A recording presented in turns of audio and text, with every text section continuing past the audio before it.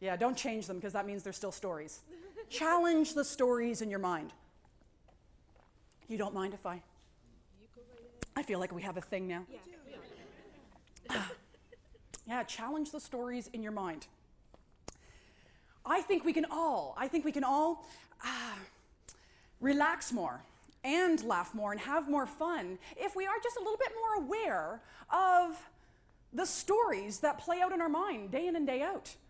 What I mean when I say stories are the untrue statements that we may say or we may think. Untrue statements. Here's what happens. We observe something, we observe a person, a situation, an event, something neutral, right? Nothing comes with a tag attached saying, you know, this is stressful. Nobody comes to us at work with a tag attached to their arm saying, I am here to merely piss you off. Okay. I know I'm challenging old belief systems now. You're like, okay, she had me right up until that moment and then, pfft. Right, nothing comes to us with any kind of tag attached indicating anything. Everything is neutral. And then what happens is when we observe things, we put it through our filter.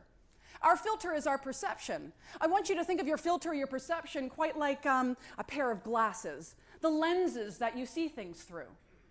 And depending on our filter, depending on the lenses that we see things through, that neutral thing, such as a challenge, transforms into some kind of a story. And these stories are dragging us down. They are limiting the amount of peacefulness or heck, even joy that we can experience throughout our days, both professionally and personally. Here's kind of an everyday example of these stories that are kind of bumming us out. Let's take a rainy day, for example. A rainy day. That's what it is. It's a rainy day. That's it in its neutral form. It's raining outside. Now, when you are getting to work in the morning and it's raining, and you're taking off your coat and drying yourself off, and other people are doing the same, and you're kind of having a little morning kibitz, well, how do people usually describe the rainy day outside? A shitty day. Woo! Wow, we just dove in there, didn't we? Crap on that side. Crappy day. All right, you're a little cleaner than she is. So we'll go crappy day. Okay, so what you said, crappy day. What else? What are some other ways that people say that it's raining outside? It's miserable. It's horrible, not you. All right, I'm preaching to the choir. All right. But I think the majority of people say to each other or hear that it is crappy outside. Oh, yeah, just see it's miserable out there today. Yeah, icky day, yucky day. There's the story. Because there's no raindrops that come with a tag attached saying, this is a crappy day. I'm a crappy raindrop. I'm out to get you. It's a very small, but I think everyday example of how we observe something. In its neutrality, it's a rainy day, it's wet outside, and it becomes something else. And it's hard to feel good on those days, especially with everybody walking around telling you that it's a miserable day. It's all coming together, maybe. So, what untrue statements have you been thinking or saying to yourself day in and day out that might be putting out your little light? I think they're everywhere, too. I think these little stories are everywhere. They rumble around in our minds all the time. Like, I don't know if you've ever driven home after work and you're replaying the events that happened in the day. Now, of course, they were neutral challenges. Oh, but they become something extra special as you're driving. Like, that is so typical. Oh, yeah, she's out to get me. Oh, I'm pretty certain. Oh, yeah, well, I'm going to show her. You start looking like one of those soap opera characters, you know, that are having one of those dramatic flashbacks, you know, when the screen's all cloudy and you're like, oh. And then you get home and you walk in the door and your partner, your husband or your wife says, hey, honey, how was your day? You're like, sit down, you got to hear this. Oh, yeah. Oh, you got to hear this one.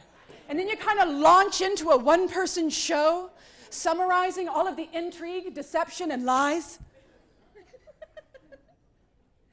and bloodshed. these stories that we tell ourselves about the day, they often lead to us walking in the door at home like we've just returned from war instead of just getting home from work. But I also think that a lot of these stories that are, leading us to taking things really far too seriously and experiencing all that crappy stress, stress stuff, is the stories that we have about the future. We tell ourselves a lot of things about the future. And of course, they're always stories because the future hasn't taken place yet. We're here in the present, and if we are thinking or saying things about the future, that is a classic example of a story. Do we have any fortune tellers in the crowd this morning with us? Okay, that's one that's going to work for you for sure. You go, girl. Get down with your bad self. It's true, the positive stories are fine. They don't hinder us in any way. You keep telling yourself that. So far it's working. All right. Okay, I work alone. Okay.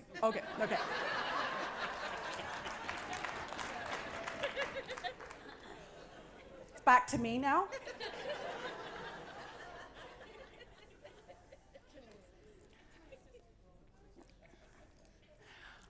Oh, now where the hell was I? I wish I was joking right now, but I'm searching. What is it? The future stories, thank you very much, chatty woman. I don't know if there's anybody who likes to tell themselves and other people around them how it's going to be. Like, this week is going to be insane.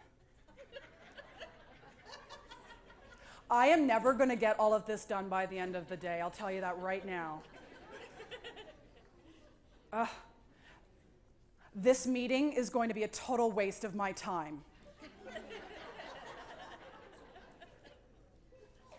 She is going to freak right out when she hears this. And oh, the kids are going to be rangy today.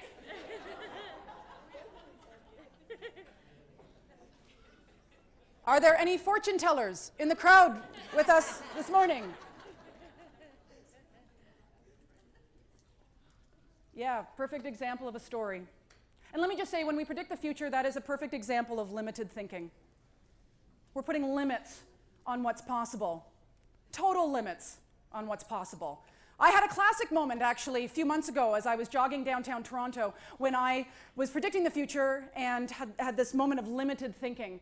I was jogging down towards the lake, and there was this little group of teenage guys, a little gaggle of teenage boys, and there were so many of them on the sidewalk that I was going to have to jog around them and then in front of them in my kind of tight Lululemon outfit. So I'm jogging towards them, kind of getting ready, preparing myself for what I thought were going to be, some derogatory remarks or maybe a few catcalls. I don't know. I wasn't looking forward to jogging around them and then giving them this shot.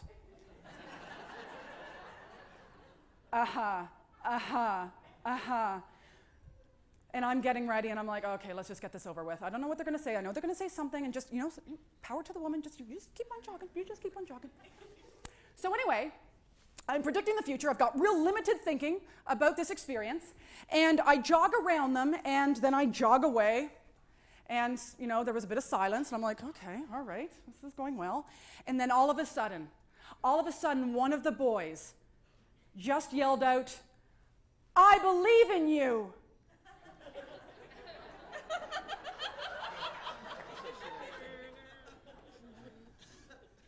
I believe in you? But that's what he said. And so, to play along, I kind of went like this, kind of rocky. And then all of them, like a bunch of teenage girls, went, "Woohoo!"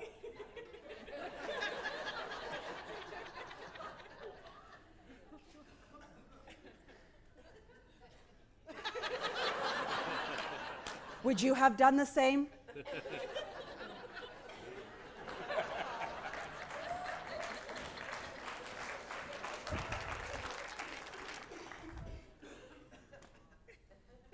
That's how it went. That's how it went. It was a lovely experience. I blogged about it. I was just so shocked. How many times do we create pain in our lives because, oh, we just know exactly how it's going to be? I mean, this was a perfect example this week with Snowmageddon. Yeah. But actually, I think people were really let down in Toronto. Like, they're like, what the? But they had us ready. Woo, they had us ready. How many times do we think that future thing is going to be just Snowmageddon in our lives, and then we show up and go, oh, it wasn't actually that bad. So it's really, really, I think, empowering for us to challenge these stories and seek the truth, get back to the truth. And when it comes to these future predictions, seeking the truth is, hey, I don't know. I don't know. That's my favorite expression when I catch myself predicting the future. Because I don't know, everything is possible. There's the truth. Or the truth about the past. Well, that was a challenge. Or they see the world in a different way than me. Oh, they have a different way of handling things. Maybe they really aren't a biatch. Or anything else like that. Maybe they just think and see the world differently than you. So, what I have learned in my life, and I don't know if you've experienced this too, but I find that the truth is far lighter than the story. Far lighter. And that's why I'm really excited about us just being a little bit more aware of the times when we tell ourselves a story, and then just get back to really what's the truth. I actually don't know that it's going to happen, or it didn't go exactly that way. Oh, and that is some of the big pain that I had when I was sitting there in that cubicle in that human resources branch. Let me tell you, some of that pain came from stories that I was telling myself. We'll just go back to that time when I was sitting there in that pain. I'll tell you 2 stories that I was telling myself. The first story was that I was lost. Have you ever told yourself that in your life? Oh, I'm lost. I'm just lost. That's definitely a story. Because we're not like little children lost in the wilderness. I was lost.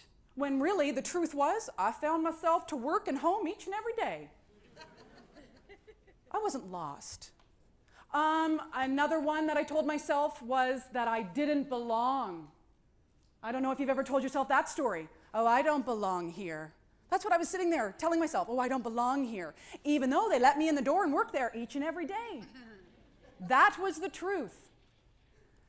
So here's my thing. I think we can lighten up about the changes and challenges in our life when we seek that truth, when we challenge those stories, when we watch our words.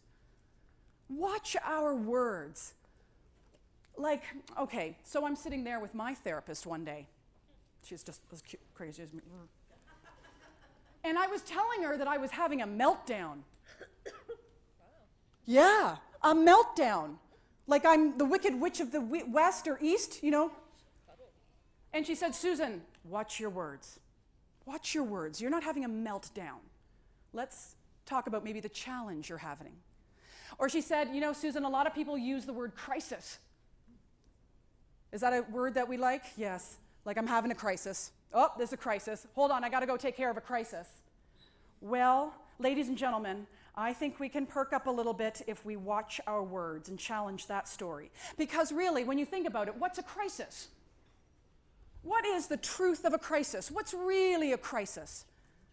A crisis is when we pick up the phone and call 911. When there's an ambulance involved, that's a crisis. When somebody's life is in danger, that's a crisis. Everything else is a challenge.